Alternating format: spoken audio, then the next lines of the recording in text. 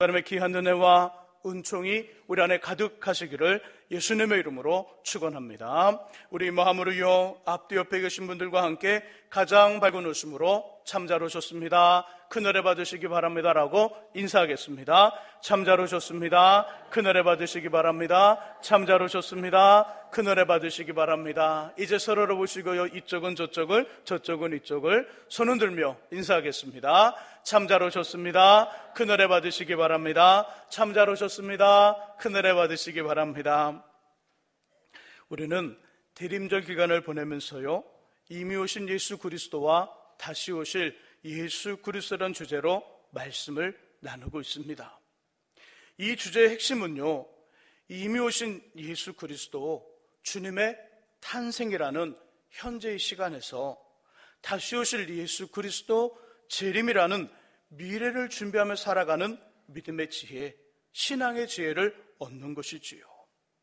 삶의 보장이라는 인생의 지혜와 오늘과 내일의 시간을 영원토록 약속하는 신앙의 지혜, 믿음의 지혜가 기록된 말씀을 중심으로 우리 안에 충만하여지기를 예수님의 이름으로 축복합니다. 이 시간은요, 이미 오신 주님 초림의 예수에게서 발견되어지는 인내의 모습을 나누고 싶습니다. 주님에게서 발견되어지는 인내의 모습, 첫 번째는 기다림입니다. 기다리는 인내. 23절의 말씀을 같이 한번 읽어봅니다. 23절 읽으시면서 예수께서 몇 살 즈음에 공생애를 시작하셨는지를 찾아보시기 바랍니다. 23절 읽습니다. 예수께서 가르치심을 시작하실 때에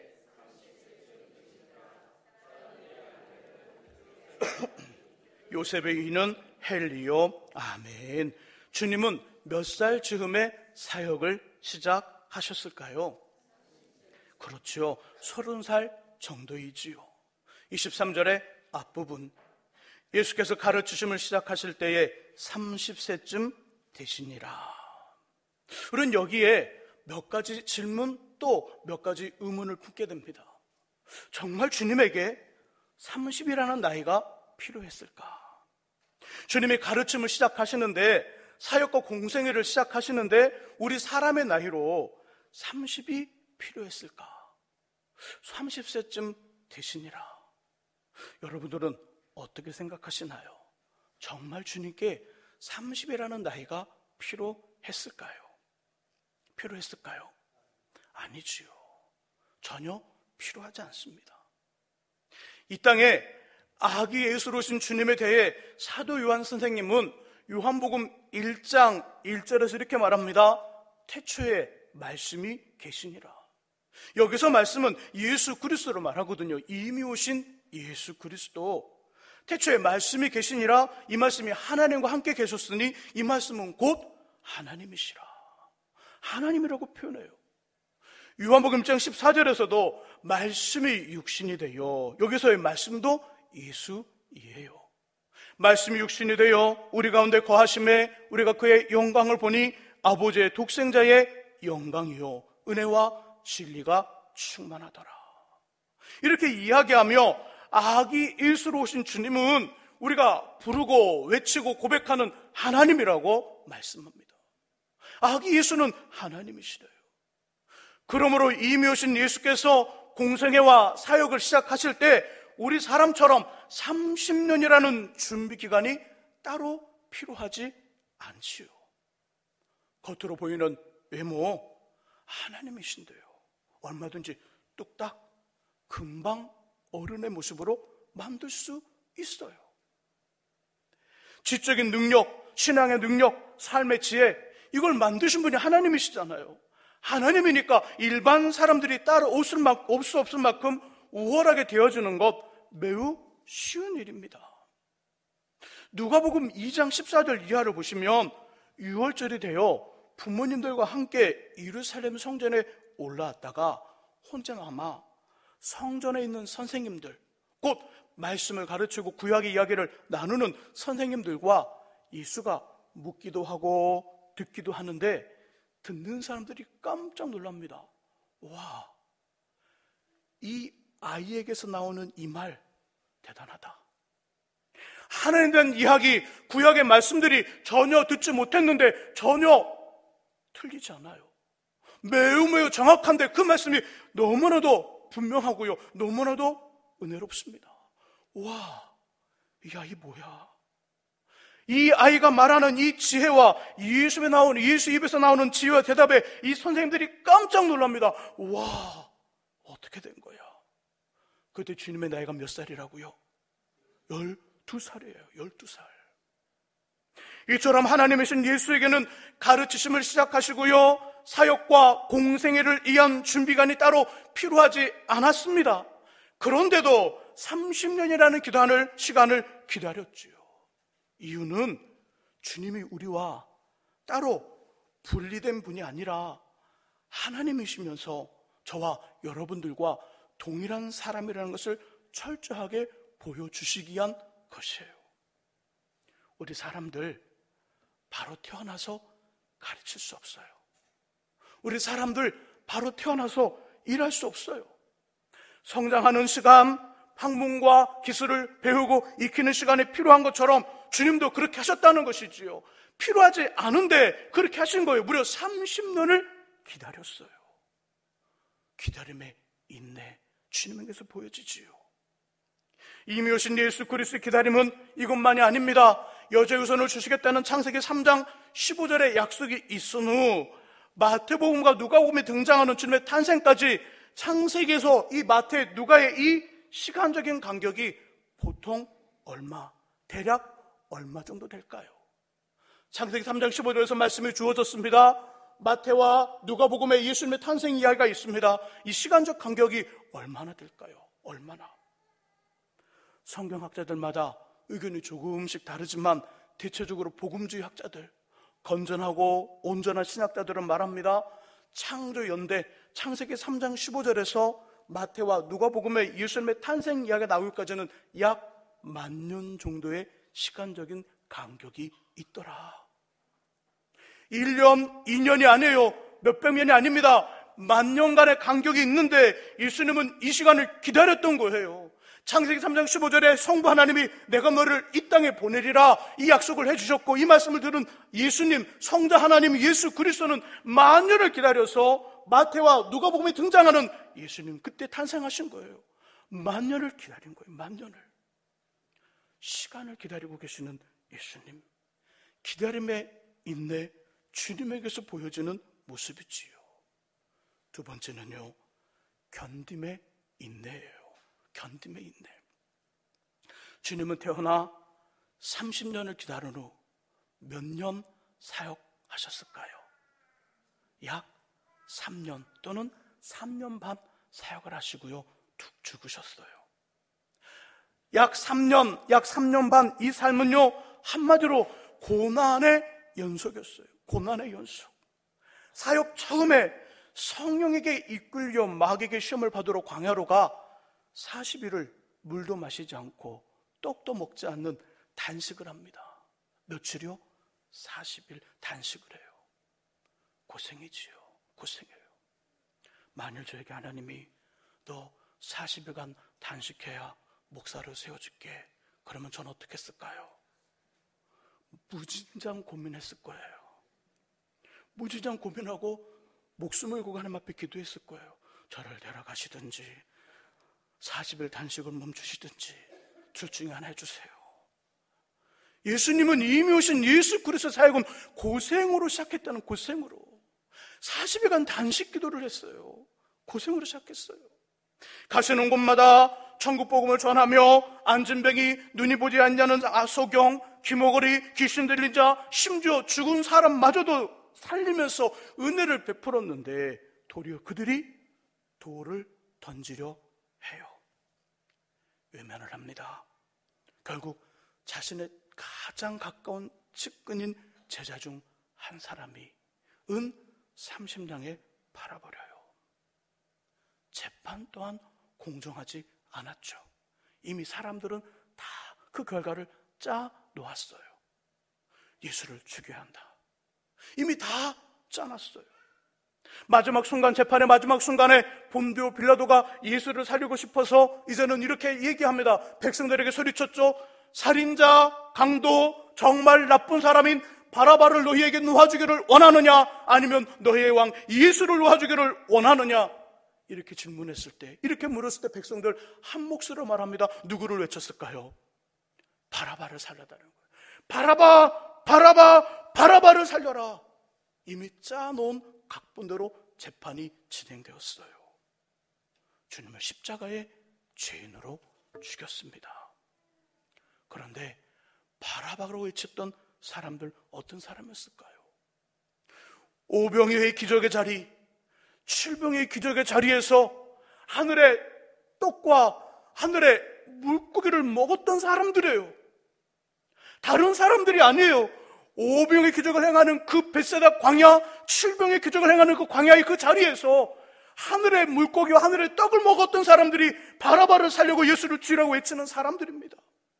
안진뱅이를 걷게 하는 역사를 함께 지켜봤던 사람들, 우와 이랬던 사람들, 회당장 야이로의 딸과 나인성 과부의 아들, 그리고 나사로의 죽음의 자리에서 살려낼 때 함께 했던 사람들, 이들 중에 어떤 사람들은 분명히 기적을 경험했던 사람들의 친척일 수 있고요, 동생이고 형일 수 있어요. 그런 사람들이 지금 예수를 죽이라고 하고 있어요. 철저하게 배신을 당합니다. 모른 척 돌아섰어요. 고난과 고통을 받았지요. 제자들마저 자신의 생명을 지키기에 모두 도망쳤어요. 사도 요한 선생님, 제자 요한은 벌거벗은 채 도망을 칩니다. 제자 베드로는 계집종에게, 작은 계집종에게 3번이나 주님을 모른다고 부인해요. 마지막 3번째는 저주까지 합니다. 그리고 죄인이 되어 살인자나 극악 무도한 사람에게 주어지는 십자가의 처형, 최고의 처형을 당해요. 여기에 3일간 지옥에 내려가는 고통을 경험합니다. 약 3년 반이라는 사역의 기간이 철저하게 고난과 고통의 연속이었죠. 주님은 이것을 어떻게 견뎠을까요? 인내로 견딘 거예요. 그 성탄의 예수를 이렇게 표현합니다. 죽기 위해 태어나신 분이라고, 고난과 고통을 경험하시기에 태어나신 분이라고 부릅니다. 분명 성부 하나님은 예수를 3일 만에 다시 살렸으며 40일 후에 자신의 우편에 앉게 하셨고, 이제는 심판의 주님으로 재림하게 하시는 영광을 주셨지만, 이미 오신 예수 그리스도는 기다림이라는 인내와 견딤이라는 인내의 주님이시지요. 이 사실을 꼭 기억하시기를 예수님의 이름으로 축복합니다. 그렇다면 우리는 다시 오시는 주님, 재림의 예수를 어떻게 맞이하며 어떻게 준비해야 될까요? 먼저는 기다림이라는 인내로, 기다림이라는 경건한 인내로 준비하셔야 돼요. 경건한 인내, 기다림이라는 경건한 인내. 주님은 요한복음 14장 3절에서 이렇게 약속합니다. 가서 너희를 위하여 처소 고초를 예비하면 다시 오리라. 다시와 내 곁에 영접하여 나 있는 곳에 너희도 있게 하리라. 요한계시록 22장 12절에서 이렇게 표현합니다. 보라, 내가 속히 오리니 내가 반드시 너희에게 상을 줄 것이라. 내가 속히 올 것이다. 내가 가서 거처를 다 준비하면, 너희들이 살 수 있는 집을 다 준비하면 내가 다시 와서 그때 나와 너희와 함께 있으면 내가 너에게 상을 주리라. 이 재림의 약속을 해주셨어요. 이 약속을 받은 초대교회 성도들에게는 2가지 반응이 나타납니다. 하나는 마음이 흔들려요. 야, 재림이 가까이 왔어. 재림이 가까이 왔어. 재림이 가까이 왔으니 일할 필요 없어. 이 집, 저 집을 다니다 보면 재림할 시간이 되겠지. 일하지 않아요. 빈둥빈둥 놀면서 가는 곳마다 일만 만들어요. 반대로 재림하면 심판의 날이 두려워하는 사람들, 심판이 너무 두려워요. 겁이 나요. 걱정해요. 염려해요. 그래서 교회만 있어요. 신령한 기도만 찾아다녀요. 재림에 대한 잘못된 주장을 하는 사람들에게 혹하여 이단에 빠지거나 그들의 절대적인 추종자가 되어 평범한 생활을 하지 않아요. 일상적인 생활을 하지 않아요. 또 하나의 반응은 재림에 대한 약속을 고의적으로 잊거나 고의적으로 무시해요. 예수께서 속히 올 것이라는 약속을 한 후 아직도 오시지 않았으며 오시려는 낌새도 없으니 재림의 약속은 새빨간 거짓말이라고 말합니다. 두 반응 모두 어느 정도 일리가 있는 듯합니다. 재림의 날이 오늘 내일 금방이라면, 일주일 이내라면 며칠간의 무의도식 괜찮아요. 재림을 약속하고 하늘에는 보좌높이 올라가신 주님은 2000년이 넘었는데도 오시지 않고 있어요. 그런 이 약속에 대해 둔감해지는 것 당연해요. 하지만 성경은 재림에 대해 또다시 말씀합니다. 그 날짜는 누구만 안다고요? 그죠. 재림의 주인이신 예수도 모르고, 재림을 준비하고 재림의 모든 절차와 모든 것을 행하는 주의 천사도 모르고, 오직 성부 하나님만 아시느니라. 그러니까 무의도식하는 사람들에게 주님 무슨 말씀하는 거예요? 그러면 안 된다 말씀하는 거예요. 또 성경은 재림의 약속에 대한 말씀을 주시는데요, 신약과 구약 여러 곳에서 발견이 됩니다. 신약 성경에는 무려 재림에 대한 말씀이 331회가 등장해요. 엄청난 약속에 대한 말씀이에요. 근데 주님은 왜 이렇게 오시지 않는 걸까요? 왜 이렇게? 2000년이 지났어요. 그리고 19년이 지났어요. 며칠만 지나면 20년이 돼요. 왜 주님 오신다는 말씀을 주셔놓고 왜 오지 않을까요? 여기는 세 가지 이유가 있습니다. 하나는 하나님을 향한 저와 여러분들의 복종이 온전하게 될 때까지 기다리는 거예요.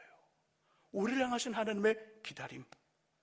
너희의 복종이 온전하게 될 때에 모든 복종하지 않는 것을 벌하려고 준비하는 중에 있노라. 고린도후서 10장 6절 말씀. 믿는 사람들 하여 지금 기다리는 거예요. 믿는 사람들의 복종이 주님 앞에 온전히 될 때까지 재림을 지금 연장하고 있는 거죠. 두 번째 이유는 모든 사람들이 구원받기를 원하시는 하나님의 마음 때문에 그래요. 주의 약속은 어떤 이들이 더디도 생각하는 것 같이 더딘 것이 아니라 오직 주께서는 너희를 대하여 오래 참으사 아무도 멸망하지 아니하고 다 회개하기에 이르기를 원하시느니라. 베드로후서 3장 9절이에요. 아직까지 믿지 않는 사람을 기다리는 거예요. 예수 믿고 구원받으라고 기다리는 거예요. 이것이 바로 재림의 두 번째 지연되는 이유예요. 세 번째 이유는 하나님이 계산하는 시간 계산 방법과 우리들이 계산하는 시간 방법이 서로 달라요. 베드로서 3장 8절이라는 말씀이 있어요. 뭐라고 말씀하냐면, 사랑하는 자들아, 주께는 하루가 1000년 같고 1000년이 하루 같다는 이 한 가지를 잊지 말라. 그러니까 주님 승천하신 후 2019년도 2000년 지났는데 주님의 시간법으로 계산한다면 지금 며칠 지난 거예요? 이틀밖에 안 지난 거예요. 다르다는 거, 시간 계산법이. 그러니까 재림이 지연되고 있다는 거예요. 재림의 날짜는 정확히 알 수 없으나 분명합니다. 분명 주님 다시 오실 거예요. 분명히 오십니다. 그러니까 기다려야 해요. 성도는 기다리는 거예요. 기다려야 돼요. 어떻게 기다리라고요? 경건한 인내로 기다려야 돼요. 경건한 인내로. 제가 어린 시절 살던 동네는요, 시골인데요, 하루에 버스가 2번 왔다 갔다 해요. 혹시 그런 동네 사신 분들 계시지요? 네, 저와 같은 동네, 이름은 들려도 같은 동네 살았어요. 아침에 그 동네에 있는 학생들이 가는 시간에 한번 와요. 왔다가 나가고, 또 저녁 오후에 한번 또 들어와요. 어떤 때 누가 와요? 공부 마치고 온 학생들 시간 맞춰서 졸았다가 나가요. 그리고 안 다녀요. 걸어 다녀야 돼요. 그러면 버스 도착할 그 시간에 마을 사람들이 버스 중에 다 와요. 왜 올까요? 자기의 가족들이 오잖아요. 자신의 가족들이 그 버스를 타고 오니까, 남편이든 아내든 자녀이든 친척이든 그 버스를 타고 오니까 그 버스 내리는 가족들을 와 너무 좋다, 환영하기 위해서 오는 거예요. 그러다가 때로는 그 시골에 계시는 부모님이나 친척들이, 야 우리 나 어디 서울 갔다 올게, 얼마 있다 올게. 그러면 그 말을 들은 자녀들은 어떡할까요? 그 다음 날부터, 온다는 날짜는 생각하지 않고 그 다음 날부터 계속 버스 정에서 머무르고 있는 거예요. 왜요? 엄마 아빠가 언제 오실려나, 오신다고 그랬으니, 서울 갔다 오신다고 그랬으니, 서울 갔다 오실 땐 손에 뭐 들고 와요? 꽃심 들고 오시겠죠. 무슨 말 하는지 전혀 모르는 분들 계셔요. 그러면 그렇게 기다리는 거예요. 엄마 아빠가 갔다가 오신다고 그랬으니까 오실 때니 버스 타고 오실 텐데 그 버스 오는 도착하는 시간에 그 종점에 가서 그 정류장에 가서 계속 기다리는 거예요. 눈이 빠지도록. 뭐 하다가도 그 시간 되면 어떻게 해요? 달려가는 거예요. 밥 먹다도 그 시간 되면 달려가는 거예요. 왜? 약속하신 부모님이 오실 시간 되었으니까. 재림은 그렇게 기다리는 거예요. 일을 하다가, 하루에 일을 하다가, 바쁘게 일을 하다가 가끔씩 하늘 좀 보세요. 하늘. 주님은 어떻게 오신다고요? 구름 타고 오신대요. 주님을 실은 구름이 지금 올 수 있잖아요. 그러니 가끔씩 하늘을 보시라고요. 하늘을. 땅만 보지 말고, 땅만 보고 살지 말고 하늘을 가끔씩 보라고요.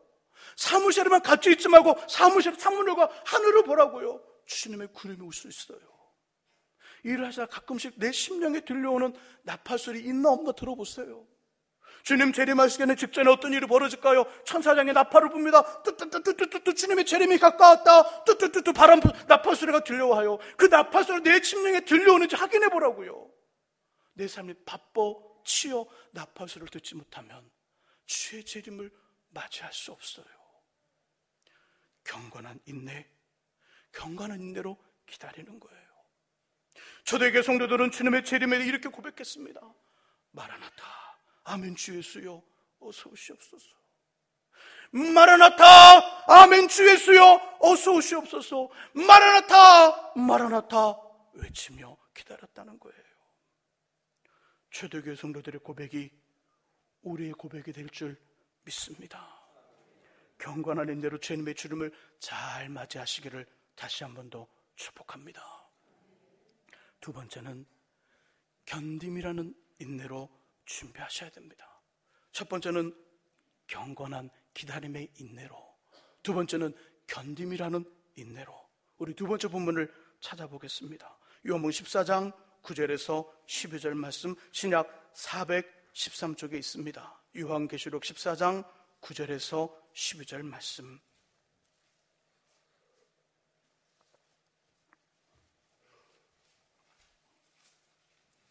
12절의 말씀을 같이 한번 읽어봅니다. 요한복음 14장 12절. 우리 찾으신 분들은 읽으시고요, 찾지 못하신 분들은 화면에 요한계시록 14장 12절 말씀을 띄워주시기 바랍니다. 요한계시록 14장 12절 말씀, 자 같이 한 목소리로 읽어봅니다. 읽습니다. 성도들의 인내가 여기 있나니 그들은 하나님의 계명과 예수에 대한 믿음을 지키는 자니라. 아멘. 주님의 재림이 가까이 오면 올수록 우리에게 필요한 거 있습니다. 뭘까요? 인내. 맞아요. 성도들의 인내가 여기 있나니 무엇에 대한 인내일까요? 두 가지지요. 하나님의 계명을, 말씀을 지키는 것과 예수에 대한 믿음을 지키는 거예요. 말씀을 지키고 믿음을 지키는 삶에 인내가 필요하다는 거예요. 여기에 인내 요소 중에 한 가지, 견딤이 필요해요. 견딤이. 본문의 이야기 나오는 배경은요, 앞장 요한계시록 13장 마지막 부분 16절, 17절, 18절이에요. 마지막 때가 되면, 주님의 재림의 때가 가까이 오면 올수록 짐승들, 사단의 세력이 득세하여 이 땅을 다스릴 거예요. 제한된 시간 안에 다스릴 거예요. 다스리는 방법 중 하나가 뭐냐면요, 사람들의 오른손에나 이마에 표를 줘요. 그 표가 없으면 매매를 못합니다. 그 표 이름이 뭐예요? 666이더라. 사도 요한이 살았던 시대, 이 660표는, 666, 그 표는 두 가지 의미로 해석이 되는데, 하나는 사도 요한이 살았던 시대는요, 그 시대가 로마가 다스렸던 시대, 로마가 지배했던 시대예요. 로마 정부는 황제를 신처럼 섬기는, 우상의 신으로 섬기며 황제에게 철저히 복종하겠다는 사람들에게 표를 주었어요. 표를 주었고, 이 표는 출입증입니다. 성을 드나드는 출입증이었고요, 매매할 수 있는 허락증이에요. 이 출입증이 없으면요, 어디로 이사를 할 수 없어요. 물건을 살 수도 없고 물건을 팔 수도 없어요. 근데 이 표는 생길수단이고 생명과도 같아요. 근데 자세히 읽어보니까 요한계시록 13장 17절에 보니까 이 표는 어떤 표냐면 짐승의 이름이고, 짐승의 수이고, 짐승 사단을 믿는다는 증거이고 고백이에요. 현대로 넘어오게 되면 조금 더 의미가 설명이 돼요. 현대로 넘어오게 되면 이 표 없이는 살아갈 수 없는 시대가 옵니다. 반드시 와요. 자, 그러게 성도는 이 표를 받을 수 있을까요? 받으면 안 되나요? 다시. 우리 성가대만, 우리 찬회만 대답했어요. 다시. 이 666표는 사도 요한 시대는요, 매매와 생계수단의 표였어요. 노마 황제를 믿는다는 거예요. 현대적인 의미로 우리에게 찾아오면 이 의미는 660표가 우리에게 주어질 텐데, 어느 때가 되면 그것이 주어질 텐데, 이거 우리의 생계수단이에요. 매매할 수 있고 매매할 수 있는데, 이 표가 없으면 매매할 수 없어요. 생계수단이 돼요. 자, 이 표 13장 17절에 보니까 짐승의 이름이고 짐승의 수이고 짐승 사단을 믿는다는 표예요. 성도는 이 표를 받아야 되나요? 받아서는 안 되나요? 당연히 받아서는 안 돼요. 지금은 아니지만 어느 때 이런 순간이 오든 절대 받지 않기를 주의 이름으로 축복합니다. 받아서는 안 돼요. 받아서는. 근데 여기 갈등이 있는 거, 갈등이. 하나님 말씀을 지키며 예수를 믿는다면 이 표 받아서는 안 되는데 뭐가 걸려 있다고요? 생계가 걸려 있어요. 생계가 걸린 것이라 쉽게 결단하지 못해요. 이 표 당연히 받아서는 안 되는데 이제 갓난 아이가 병원에 가야 돼요. 아파요. 병원에 가야 되고 뭔가를 사줘야 돼요. 배고파니까 먹을 양식을 사줘야 되는데 그럼 뭐가 필요하다고요? 이 표가 있어야 돼요. 이 표가 있어야 병원에 가서 치료도 받을 수 있고 마트나 어느 가게에 가서 먹을 것도 살 수 있어요. 기저귀도 살 수 있어요. 갈등되는 거예요. 갈등. 믿음과 말씀을 지키기 위해서 이 표를 포기해야 돼요. 그러면 아이가 너무 힘들어져요. 이 아이 생명을 잃을 수도 있어요. 아니면 아이를 지키기 위해 말씀과 믿음을 포기하고 예수를 포기하고 표를 받아요. 그럼 어떻게 된다고요? 나는 하나님의 자녀가 아니라 누구의 자녀가 되는 거예요? 사단의 자녀가 되는 거예요. 어떡하실래요? 그래서 견딤이라는 인내가 필요한 거예요. 견딤이라는 인내가. 성도들의 인내가 여기 있나니 그들은 하나님의 계명과 예수에 대한 믿음을 지키는 자니라. 하나님 말씀을 지키고 예수 믿는 믿음을 지키기 위해서는 인내가 필요한데 견딤의 인내가 필요하다는 거예요. 죽어도 좋다는 견딤의 인내가, 생명을 내어놓는 견딤의 인내가 필요하다는 거죠. 아직 우리에게는 감사하게도 666표가 분명하게 나타나지 않았어요. 유럽의 유럽의 많은 나라들이 조금은 수면에 올라오지 않았지만 지금 그 밑에서, 수면 밑에서 이 작업을 하고 있어요. 머지않아 우리 현실이 될 거예요. 머지않아 이 표를 받지 않으면 어디를 이동도 못하고 물건도 사고 팔 수도 없고 나를 드러내는 모든 것들이 이 표 안에서 다 나올 거예요. 그때까지 저와 여러분들에게 주님에 대한 믿음과 하나님의 계명을 지키는 견딤의 인내는 아주 중요한 사실이고 중요한 일입니다.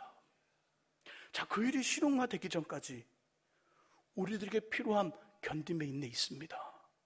666표가 나타나기 전에 우리는 지금 어떤 훈련을 받고 있냐면 하나님을 믿는 믿음과 예수를 말씀을 지키는 그 계명을 지키는 그 견딤의 인내의 훈련을 받고 있어요. 666표가 나타나기 전에 어떤 훈련이 있을까요? 지금 우리에게, 현실에 있는 우리 한국교회 성도들에게 견딤의 인내는 무엇일까요? 순교, 현대판 한국 성도들에게 순교는 무엇일까요? 정말 죄송스럽지만 미안한 이야기지만 주일 성수예요. 한국교회 성도들에게 순교는 주일 성수입니다. 현대판 순교는 주일 성수예요. 일주일에 하루 한 번, 일요일 주일에 모든 성도들이 약속한 시간에 모여 하나님을 찬양합니다. 얼마나 기가 막힌 일이에요. 일요일부터 토요일까지 온 일주일에 한 시간, 하루 그 시간에 약속된 모든 사람들이 그 시간에 하나님을 찬양합니다. 모여 하는 말씀을 들어요. 이 시간에 모든 일주일에 일요일을 제한 모든 요일의 시간들을 조정해요. 약속을 정리해요. 우선순위를 주일에 둬요. 순교하지 않고는 할 수 없는 일이에요. 특별히 한국교회는요, 예수를 믿는다는 것 때문에 목숨에 위협을 받지 않아요. 한국교회는 예수를 믿는다는 이유 때문에 어떤 승진이나 어떤 회사에서 어떤 불이익을 받지 않아요. 이런 시대에 주일 성수는 순교의 정신 없이는 할 수 없는 것입니다. 예외는 단 하나, 생명에 걸린 문제라면 타협 가능합니다. 생명에 걸린 문제라면. 생명에 걸린 문제가 아니라면 다른 일에 대해서는 절대로 타협할 수 없는 것이 주일 성수예요. 목사님, 큰형 집 아이가 결혼이 있는데요. 목사님, 동생 집 아이가 결혼이 있는데요. 목사님, 누님 동생의 결혼식이 있는데요. 동생 아이의 결혼식이 있는데요. 타협 대상 안 해요. 꼭 가야 한다면 토요일날 다녀오세요. 그래도 못 갈 것 같으면 온라인을 붙여주세요. 더 좋아해요. 더 좋아요. 저에게도 가족들이 있잖아요. 주일날 움직일 일이 있어요. 움직이지 못하잖아요. 토요일날 가든지 금요일날 가든지 아니면 계좌번호 가르쳐달래요. 계좌번호 보내요. 더 좋아하더라고요. 왜요? 밥값 안 나가고 돈은 모이고. 먼저 움직이세요. 우리 일부 예배 만들어놨잖아요. 일부 예배. 일부를 왜 만들었어요? 2부 이렇게 많은 우리 성도들이 가득 차게 예배 드리면 더 좋잖아요. 일부 예배 반도 안 차요. 왜 만들었을까요? 바쁜 분들을 위해 만든 거예요. 바쁜 분들을 위해서. 주일 1시 예식이에요. 일부 9시 예배 들어가면 충분하잖아요. 3시간 터이면 더 대전까지 더 내려갈 수 있어요. 빨리 밟잖아요. 충청도도 갈 수 있어요. 비행기 타면 제주도 갔다 와요. 다 할 수 있어요. 일부 예배 끝나면 다 할 수 있다고요. 그래서 일부 예배 만든 거예요. 일부 예배. 일본까지도 갔다 올 수 있겠네요. 네. 일부 예배 드리세요. 일부 예배 드리고 결혼식 가세요. 목사님 출근해야 되는데요. 그 생명 걸린 문제라면 그리 가세요. 괜찮아요. 아니라면 예배 드리셔야 돼요. 주일 성수가 문제예요. 그래도 저는 믿음이 아직 없어서 아직까지는 아닌데요. 일부 예배 드리세요. 일부 예배. 일부 예배 드리고 출근하세요. 목사님들 토요일 야간이라 끝나고 오면 잠을 자야 못 와요. 토요일 야간이면 점심때 주일 점심이면 끝나잖아요. 교회로 오세요. 집으로 가면 못 나와요. 100% 못 나옵니다. 집으로 가지 말고 교회로 와서 식사하고 예배 드리고 집으로 가세요. 목사님 2시간 못 참겠어요. 예배 시간에 조세요. 토요일 야간 뛰고 와서 주일 오후 예배 때가 그때 조는 분 하나님 보시고 뭐라고 그럴까요? 에이 그럴까요? 박수 쳐줄까요? 박수 쳐줘요. 좋은 거 가르쳐 드렸네요. 토요일 야간 아닌데 주일 오후 예배 때 조는 분들은 박수 받지 못해요. 그런 분들은 에이 그러지만 토요일 야간 뛰고 와서 주일 오후 예배 때 조는 분들은 한 박수 쳐준다고요. 왜요? 그 마음이 있으니까. 그 마음이. 여기에 뭐가 필요하다고요? 견딤이라는 인내가 필요한 거예요. 어느 순간이 되면 666표라는 그것으로 이제는 마지막 그 사단의 세력이 성도를 공격할 거예요. 성도의 믿음을 막 흔들 거예요. 그땐 정말 생명을 겸 죽음을 겸 그 견딤의 인내가 필요하고요. 그때까지 지금 우리에게 필요한 건 주일 성수에 대한 견딤의 인내가 필요한 거예요. 용인에 가면 한국 선교 100주년 순교자 기념관이 있어요. 기념관 3층에 가면요, 순교하신 분들의 사진이 액자에 다 걸려 있어요. 그 초기에 한국에 오셨던 외국인 선교사님들, 순교당하신 분들의 사진이 딱 있고요. 그 다음에는 한국교회, 우리 신앙의 선조들의 순교자 사진이 걸려 있어요. 근데 그 순교자들 사진 다 가서 마지막 장에는요, 사진 액자는 있는데 사진이 있을까 없을까요? 사진이 없어요. 그리고 사진 대신에 뭐가 있냐면 거울이 있어요. 액자를 하고 거울을 넣어놨어요. 딱 그 앞에 서면 누가 나타날까요? 근데 갑자기 주님이요. 그러면 안 돼요. 예. 병원 가셔야 돼요. 이런 분들은. 예. 누가 나타나요? 내가 나타나요. 무슨 말일까요? 다음에 순교할 사람 누구라는 거예요? 우리라는 거예요. 우리. 저와 여러분들이 순교할 순서라는 말을 해주고 있어요. 주님은 분명히 다시 오십니다. 분명히 다시 오셔요. 순교의 정신, 순교하겠다는 마음으로 경건한 기다림의 인내와 하나님의 말씀과 예수를 믿는 믿음을 지키는 견딤의 인내로 다시 오시는 주님을 잘 맞이하는 저와 여러분들이 되시기를 예수님의 이름으로 축원합니다. 기도하겠습니다. 하나님 아버지, 하나님 아버지, 순교의 정신 아니고서는, 죽겠다는 각오 아니고서는 예수를 제대로 믿을 수가 없습니다. 하나님의 말씀을 제대로 순종할 수가 없습니다. 다시 오시는 주님의 그 재림의 약속들을 제대로 지킬 수가 없사오니 주 우리들의 마음을 꼭 붙드셔서 아버지 다시 오시는 주님을 경건한 기다림의 인내로 준비케 하시고 견딤의 인내로 준비하여 아버지 앞에 큰 영광을 돌리는 재림의 주님을 마음껏 맞이하는 우리 되게 해 주옵소서. 예수 그리스도의 이름으로 기도합니다. 아멘.